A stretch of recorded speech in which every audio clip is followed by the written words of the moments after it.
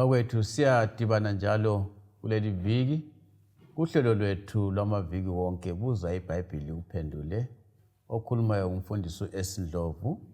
Ngithanda ukubana ngitsho ukubana sesiqala elihlandla esingena sibili phakathi kwendikimba yendaba liza kuyizwa indaba nxa siqhubekela phambili.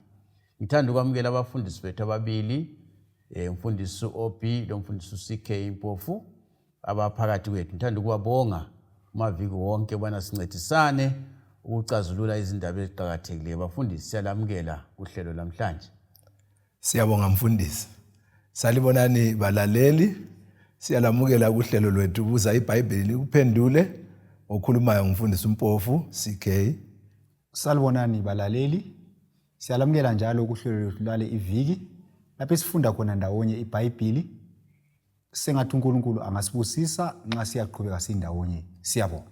Siyabonga bafundisi, siyabonga balaleli. Ngicela ukubana singakayikhatshana ngiphakamisele olugwalo ukubana kulabo abazasibona ku YouTube ugwalo lolu silalo siyalunika mahala kungela mbadalo. Luthi lona when God said remember. Lugwalo olumnandi ukumangalisayo. Siza kukhuluma lapha inzwisa yalokho kulolu gwalo. Ngakho ungathola lolu gwalo ungathumela umbiko wakho kunombolo zocingo 0718444196 WhatsApp. Siyakunika lolu gwalo 0718444196 kumbe uchayele ucingo 0786204000 0786204000. Loba uthumele umbiko wakho emsakazweni baza kuncedisa ubana singakuncedisa njani ukubana uthole lolu gwalo luza kuncedisa kulesi sifundo esalamhlanje lamaviki alandelayo. Bafundisi, amaviki la adlulileyo besikhuluma ngemithetho elithumi. Yes. Mbona ngazathi sesifuna ukubana sikhangele umthetho wesine. Yeah. Umthetho okhuluma ngesabatha. Kanti uthini wona umthetho okhuluma ngesabatha? Isifundo sesithi namhlanje iqiniso ngesabatha. Sizasilandela kanjalo nje kwamaviki alandelayo. Umthetho wesine uthini ngesabatha? Siyabonga mfundisi. Sizafunda eBhayibhelini kuExodus 20 ivesi ngelika 8 kusiya kwelika 11. Kulapho isithola khona lumthetho wesine phakathi kwemithetho elithumi. iBhayibheli lithi lona khumbula usuku lwesabatha ulugcine lungcwele. Uza kusebenza insuku eziyisithupha uwenze wonke umsebenzi wakho, kodwa usuku lwesikhombisa lulisabatha lenkosi uNkulunkulu wakho. Ungasebenzi ngalo wena lendodana yakho, lendodakazi yakho, lenceku yakho, lencekukazi yakho, lenkomo zakho, lowemzini osemzini wakho. Ngoba ngensuku eziyisithupha inkosi yenza izulu lomhlaba lolwandle lako konke okukukho, yaphumula ngosuku lwesikhombisa. Ngalokho inkosi yalubusisa usuku lwesikhombisa yalwenza lwabangcwele. Umthetho wesine lo mfundisi esikhuluma ngawo. Ungathini ngamafitshane mfundisi? Uthini lo mthetho wesine? Ngamafitshane umthetho lo uyasivezela ukuthi uNkulunkulu edala wadala konke ngensuku eziyisithupha. Uthe nxa kuphela usuku lwesithupha wayeseqedileke, ngosuku lwesikhombisa wasephumula emsebenzini abewenza. Waphumula ngalolu suku lwesikhombisa. Wasesenza ke izinto ezintathu eziqhakathekileyo, walubusisa, walungcwelisa, walubeka eceleni. Siyabonga mfundisi. Sizachasisa sisiya phambili balaleli. Nxa sikhangela lona ibala lithi sabatha. Litshoni? Siyabonga. Engxenye singafunda lapha ku Genesis 2 ivesi ngelika 2. Ithi yona iBhayibhili ngosuku lwesikhombisa uNkulunkulu wawuqeda umsebenzi wakhe abewenza. Waphumula ngosuku lwesikhombisa emsebenzini wakhe wonke abewenza. Ngifisa ukuthi sikhangele igama elithi waphumula eBhayibhelini lesindebele. Igama leli elithi isabatha ligama elithathelwa kulimi lwesiHebheru. Liveza isenzo okwakuqala. Nxa liveza isenzo ngolimi lwesiHebheru kuthiwa nguShabbath. ukuthi Shabbat kusitshoni kusitsho ukuyekela ukusebenza kumbe ukuma ukusebenza. Umuntu ade esenza ulutho oluthile kodwa abe sesenza isinqumo sokuthi ame ayekele ukulwenza. Kungakhathalekile ukuthi udiniwe kumbe kadinwanga kodwa uyabe emile ukwenze njani ukusebenza. Kwesinye isikhathi umuntu lo engxenye ngumuntu asithi ngumuntu njengombazi usebaze isitulo sakhe wasuthiseka ukuthi isitulo lesi sesiphelele sesilongekile sesilungele ukuthi siyethengiswa nxa ethengisa usengaphumula usengayekela ukusebenza.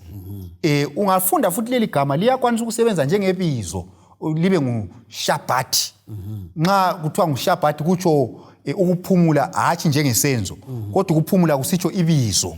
So yilo igama leli. So ukuthi Shabbat isenzo lokuthi Shabbat ibizo kuvela kumpande yinye.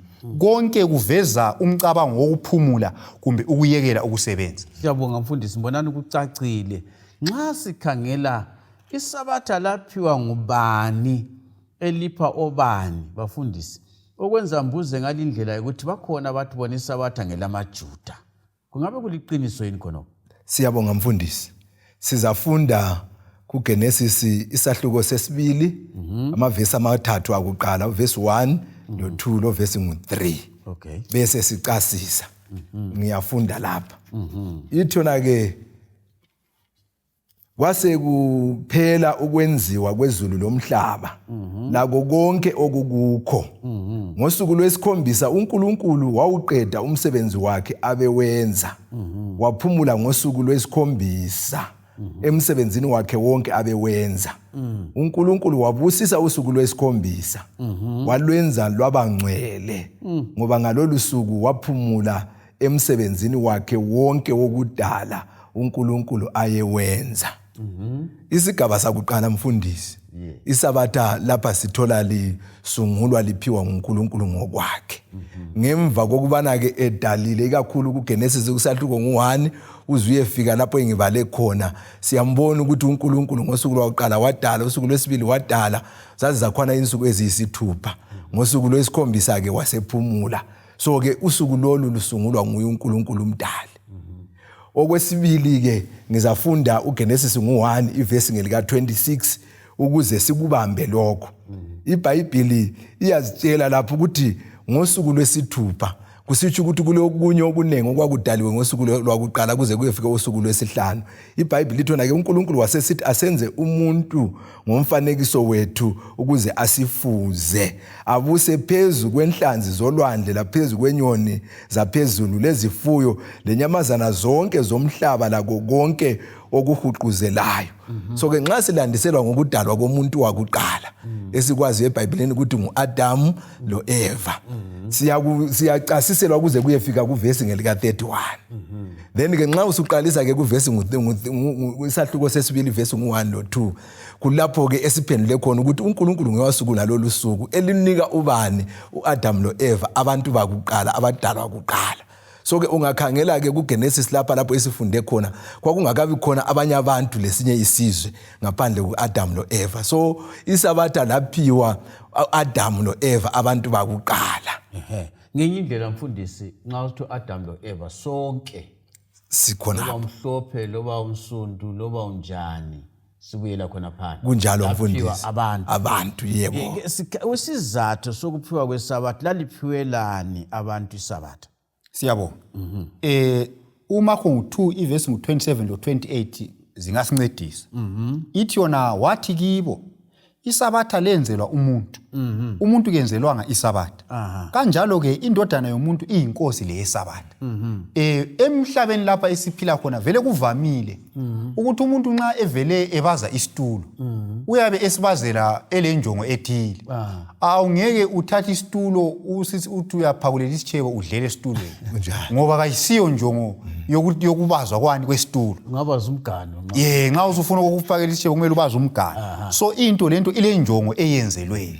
So lapha sivezelwa injongo yesabatha. So uNkulunkulu isabatha walidalelana. IBhayibhili lithi walenzela umuntu. Ibala lesiGriki elisetshenziswa laphana alisho ukuthi isabatha lenzelwa umJuda.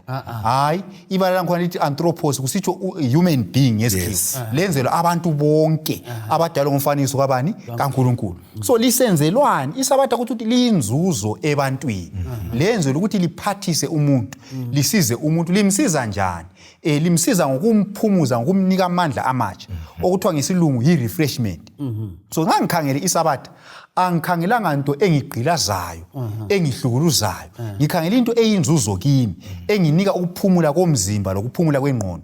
Ukuthi nxa ngiqalisa iviki elitsha, ngiliqalisa sengilamandla amatsha. So isabatha kalenzelwa ukuthi lizogqilaza umuntu. Kodwa isabatha lenzelwa ukuthi lizosiza umuntu, lizophathisa umuntu. Yikho uJesu sithi yena uyinkosi le isabatha. Isabatha ngelakhe walidala elenzela ubani? Umuntu ukuthi libe yinzuzo emuntwini, hatshi ukuncindezela umuntu. Kungaba liqiniso yini fundisa ukuthi isabatha liyamncedisa umuntu? Nxa ngiyakuzwa ukuthi utsho njalo. Ke sithi umuntu angabi le ndaba lalo. Kungenzakala into abe lokulahlekelwa okuthize. Kunjalo. Abafundayo laba abakhangela ngezokuphila kwabantu. Babaya kuveza ukuthi emhlabeni lo esesiphila ku ngathi ubudlelwano babantu buyadilika emakhaya. Le msebenzi ngathi production iyehla. Okunye abakunanzelelayo ukuthi umuntu angasebenza engaphumuli, uyenza amaphutha amaningi emsebenzini. Kodwa umuntu angakame mbijana ukusebenza, kuyamncedisa ukuthi enelise ukuthi akhuthazeke njalo athuthuke ekusebenzeni kwakhe. Ukuze nxa sesiyaqalisa kutsha eqhubeka wenza ngcono kulalowo kade lokho esebenza kuphela enganjani engaphumulanga. Njalo lokhu futhi kuyancedisa ukuthi amakhaya angadiliki. Kwesinye isikhathi abantu abaningi bayagijimisa ukusebenza kokuphela 24/7. Kodwa akhohle ukunika isikhathi abantu abathandayo kumbe imuli yakhe. Abantwana begcine bengafundiswanga ngabazali, bagcine bekhula bengamahlongandlebe.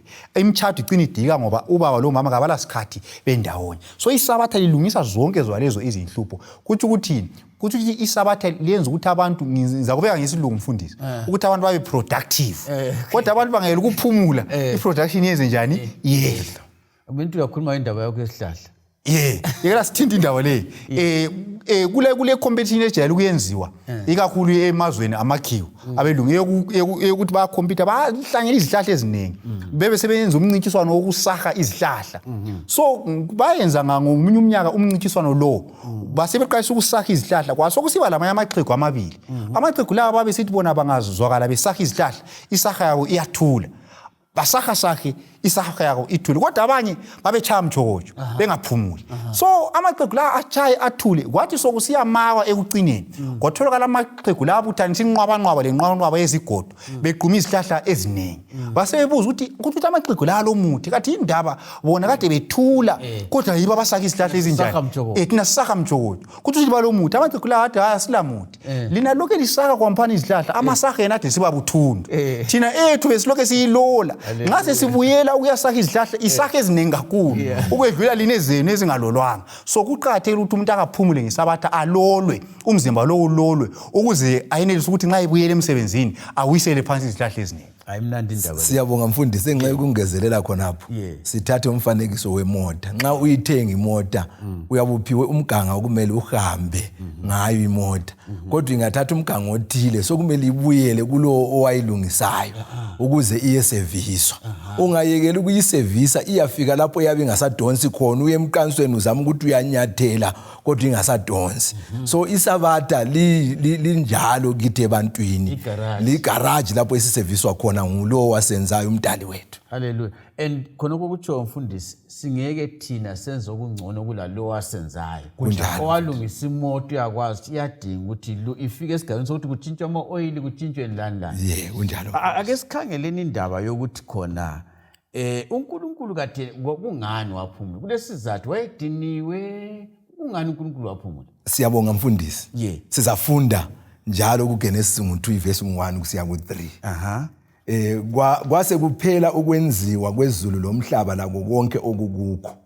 Ngosuku lwesikhombisa uNkulunkulu wawuqeda umsebenzi wakhe abewenza. Waphumula ngosuku lwesikhombisa emsebenzini wakhe wonke abewenza. uNkulunkulu wabusisa usuku lwesikhombisa walwenza lwabangcwele ngoba ngalolu suku waphumula emsebenzini wakhe wonke okudala uNkulunkulu ayewenza. ngamanye amazwi kuyacaca ukuthi uNkulunkulu waphumula ngesabatha ngoba eseqedile umsebenzi wokudala ayewenza. Kaphumulanga njengomuntu odiniweyo, kodwa waphumula ngoba eqedile umsebenzi wokudala. So isabatha sithola ukuthi uNkulunkulu uphumula ngoba eseqedile umsebenzi wakumele awenze. Hatshi ngoba ediniwe. Mhlawumbe khonapho okunye. Singanika umzekeliso womuntu engcenye ngumdwebi. Umuntu omdwebi angadweba lokho akudweba umfanekiso wakhe. Kasoza athi ngiyakholisa ukube lokho endweba yena eseqedile. Ethi angilamandla amaningi yabe lokho ngiphonga ukudweba. Uyagcina ephambanisa umfanekiso. So uNkulunkulu okwenza waphumula ukuthi wayeseqedile. Waze wasuthiseka wathi lokho kunjani? Kuhle. So isizathu sokuphumula asikho kudinwa, kodwa ikusuthiseka ngomsebenzi ayenjani ayewenzile. Siyabonga abafundisi, siyabonga kakhulu ukuncediswa ukuzwisisa khona lokho. Nasi indaba ngobani ngesibuyeleni abalaywa ukuthi kabagcina isabatha. Bona ngani nxa ukhangela umthetho wesine la kucacile kusobala ukuthi kulabantu ababethwa ngayo ukuthi kumele bagcina isabatha. Ngobani ake sibuyeleni khona phana. Siyabo. Ku-Exodus ngu-20 ivesi ngu-8 siya ku-11. Ithi yona khumbula usuku lwesabatha ulugcine lube ngcwele. Uza kusebenza insuku eziyisithupha uwenze wonke umsebenzi wakho. Kodwa usuku lwesikhombisa lulisabatha lwenkosi uNkulunkulu wakho. Ungasebenzi ngalo wena le ndodana yakho, le ndodakazi yakho, le nceku yakho, le ncekukazi yakho, le nkomo zakho, lo wemzini osemzini wakho. So lapha kuqanjiwe ukuthi okumele bagcine usabatha ngobani. Okwakuqala ngabazali abayibo abanikazi bomuzi kumele baphumule. So akuvumi umzali ukuthi athi lina lizaphumula mina ngizabe ngisebenza. Akuvumi khonoko. Abanye abaqanjwayo lapha ithi yona iBhayibheli ngabantwana. Futhi kayichiyi kunjalo nje. Icacisile ayichiyi kunjalo iphonga ukuthi abantwana. Ithi yona indodana kusithi ukuthi abantwana besilisa. Ibisithi indodakazi kusithi ukuthi abantwana besifazana. So abantwana kumele baphumule. Abesilisa labesifazana. Ayipheleli khonapho. Ibisithi kungenzakala ukuthi ubuqhatshile umuntu. Kumbe uqhatsha umuntu ngikhaya kumbe kusekhampanini. Kumbe ungabe uqhatsha umuntu wesilisa inceku yakho. Kumbe uqhatshe owesifazana incekukazi yakho. Labo kumele benze njani? Baphumule. Kuthi uthi akuvuma ukuthi ngichove izinceko emsebenzini. Lezi ncekukazi mina ngithi ngiyaphumula zona sisebenza. Kuthi uthi akuvuma futhi ukuthi nxa ngile company, ikhampani yami ibivuliwe. Kumele ivalwe. Ukwenza ukuthi wonke umuntu enze njani? Aphumule. Ibisithi yona ayipheleli khonapho. Kwesinye isikhathi lezifuyo esizifuyileyo kumbe amathuluzi ethu esilawo. So lapha iBhayibheli lithi yona kumbe isifuyo sami kumbe ngamathuluzi ami konke kumele kwenze njani? Kuphumule, kume ukusebenza ngosuku lwesabatha. So isabatha ligcinwa ngomuntu wonke lakho konke esilakho esikubusiswe ngakho uNkulunkulu. Ngibona ngani kulokunye mfundiso ongasakuqambanga lapha lo hambile lesethekele esisemzini wakho. Lethekelele emzini wakho ngakathi hayi mina hambani. Lina gcina nizahamba ngehlazo. Yona leyo ngenye indaba eqhathekeleyo ngoba abantu abaningi kwesinye isikhathi bangethekelelwa izethekele. Bona bagcina beyekela ukuyakhonza. Bathi hayi bagcine bengena komunye umsebenzi. Uthi kodwa lapha iBhayibheli yasikhuthaza ukuthi nxa kulesethekele esisemzini wami kumele silandele khona lokho okwenziwa ngaphi ngekhaya lapha sigcine usuku lwani lwesabatha. Sikhonapho engxenye mfundisi kukhona okunye omele sikugcizelele. Nxa kuthiwa sigcine usuku lwesabatha lungcwele, kumele silugcine labomkethu. Isizathu esenza ukuthi ngikukhulume lokhu mfundisi ukuthi hantsho abantwana bakhulunyiwe, inceku zikhulunyiwe. Kodwa umunye angathi engxenye umkami kangimuzwanga. So siyakwazi ukuthi ungafunda uGenesis ngu2 verse ngu24 lo 25 iyakutshela ukuthi umuntu lo mkakhe sebenyamanye. Yiyo imule ukukhulunywa ngayo umfundisi ukuthi sonke kumele sigcine usuku lwangesabatha. Siyabonga abafundisi. Ake sikhangeleni amagama lapha. Ukubusisa, ukuphumula lokungcelisa kutshoni nxa kuthiwa isabatha labusiswa siyaphinda kodwa. Siyabonga. Sesike sakukutsho kodwa senzele ukugcizelela. Ukuqinisa ukuthi kucace kakuhle. Siyabonga. So igama leli lokuthi ukubusisa leli ligama elivamileyo kakhulu eBhayibhelini kakhulu kuTestament elidala. So ukubusisa yisenzo sokumemezela ulutho oluthile. Uyabula umemezela ulutho oluthile ukuthi luphawuleke kumbe lwenze isenzo esithile esijongwe ngulowo olamandla okubusisa. Njengokuthi ubaba wayelamandla okubusisa abantwana ikakhulu izibulo lakhe. Wayebabiza abantwana. Indaba zabo Jacob ziyasinika izibonelo. Wayesinxa ibona seza kufuya abiza abantu bakhe abesesenza isenzo sokubabusisa. Nxa ebabusisa laphana uyabe senzani? uyabanika amandla lamalungelo okuba yisibusiso emulini. So nxa kuthiwa isabatha liyisibusiso kuthi uNkulunkulu walimemezela ukuthi kumele libe lusizo ebantwini, kumele libe yisibusiso ebantwini. So usuku lwesabatha lubekwe nguNkulunkulu ukuthi lube yisibusiso, lube lusizo. Yikho lokho kukhulunywa kuMakho 2 esike sakuthinta ukuthi lenzela umuntu. So uNkulunkulu walibusisa esenzele ukuthi lincedise lisize umuntu. Siyabonga mfundisi. Engxenye sesingakhangela igama elilandelayo elithi ukuphumula. Kuthi ukuma emsebenzini yonke obuyenza. Ungananzelela kwesuku eziyisithupha siyabe siphathekile sisenza imisebenzi echiyeneyo, eminye yakhona ngikuceba ngengqondo, umuntu acabanga ukuthi kumele ngiplan ukuthi ngenze lokhu lalokho. So ke nxa kuthiwa siphumule emsebenzini esibamba ngezandla physical.